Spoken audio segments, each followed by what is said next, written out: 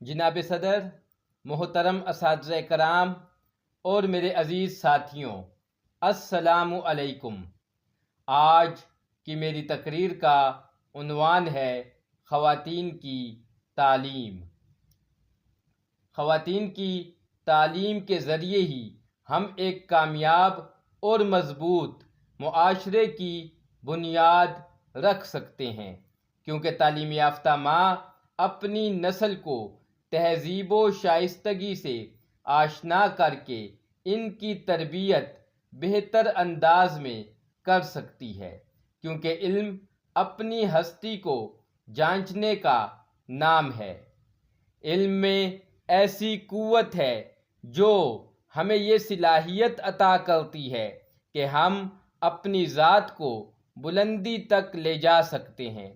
جناب صدر، مرد و عورت دونوں معاشرے کے شہری ہیں۔ ملک کی ترقی تب ہی ممکن ہے جب دونوں تعلیم یافتہ اور باشعور ہوں۔ حضور اکرم صلی اللہ علیہ وسلم کا ارشاد پاک ہے کہ علم ہر مسلمان مرد و عورت پر فرض ہے۔ عزیز ساتھیوں، انسان کی پہلی تربیت گاہ اس کا گھر ہے اور عورت اس کا مرکزی کردار۔ اگر ہمیں صالح اور طاقتور قوم تیار کرنی ہے تو عورتوں کو تعلیم دینی ہوگی۔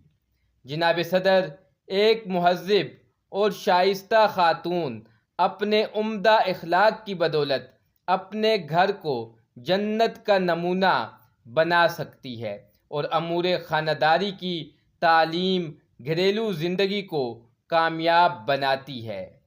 غرض کہ جناب صدر، تعلیم یافتہ ماں، بہن، بیوی، بیٹی معاشرے کے لیے خوبصورت انعام ہیں۔ شکریہ۔